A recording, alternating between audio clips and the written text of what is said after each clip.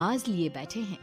ये कहानी शुरू होती है बनारस के घाट के पास बने ममता निवास से, जहाँ प्रिया लाल जोड़े में ममता के घर उसकी बहू बनकर आती है।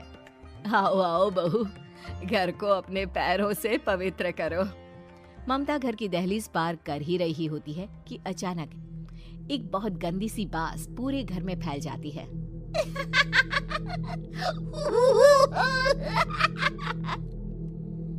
ये बदबू और ये आवाजें, ये कौन हंस रहा है माँ? अब ये पड़ोसी ना हमारे थोड़े अलग से है। कहाँ हम शाकाहारी और ये मांस मच्छी खाने वाले। छोड़, तू ध्यान मत दे और गृह प्रवेश कर। और हाँ बहू, अपनी सास की एक बात हमेशा याद रखना, इन पड़ोसियों से तो कभी बात नहीं करेगी। अच्छे लोग नहीं है ये। अपनी सास की ये बात मानेगी ना बेटा? हाँ माँ, जो आपकी मर्जी, मैं उनसे बात नहीं करूंगी। अगले दिन प्रिया अपनी पहली रसोई बनाने रसोई घर में जाती है। ये छोकी बात तो नाक में जा रही है। एक काम करती हूँ, खिड़की खोल देती हूँ। प्रिया खिड़की खोलने जाती है। इतने जाले, लगता है इस खिड़की को कभी खोला ही नहीं गया।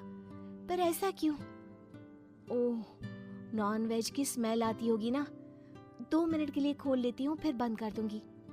प्रिया खिड़की खोलती है। खिड़की खोलते ही उसकी नजर सामने वाले घर की खिड़की पर पड़ती है, जहाँ एक लड़की खड़ी होती है।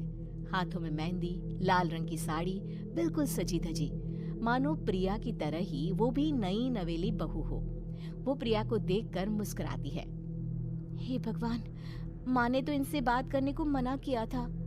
प्रिया फौरन ही खिड़की बंद कर देती है और तवे पर चढ़े रोटी की ओर देखने लगती है, पर वहाँ रोटी न होकर मछली पड़ी होती है। ये क्या? पहली ही रसोई में इतनी बड़ी गलती। हे भगवान, अब मैं क्या करूं? प्रिया बहुत डर जाती है और फौरन रसोई की सफाई करने और फिर सभी के लिए खाना बनाने लग जाती है। जब वो सबको खाना परोसती है, सब तो ठीक है, मैं बेकार में चिंता कर रही थी। हे भगवान, ऐसे ही बस अपनी कृपा बनाए रखना। रात के वक्त जब सब सो रहे होते हैं, तब प्रिया को पायल की आवाज सुनाई देती है, जिससे उसकी आंख खुल जाती है। ये पायल की आवाज कहाँ से आ रही है? प्रिया उठकर उस आवाज के पीछे छत की सीढ़ियों तक जाती है। तभी उसे बच्चे के रोने की आवाज आती है। प्रिया छत पर जाती है तो क्या देखती है? वही लाल साड़ी वाली लड़की अपनी गोद में एक नवजात बच्चे को घुमा घुमा कर सुला रही है। तभी प्रिया की नजर उसके पेट पर पड़ती है।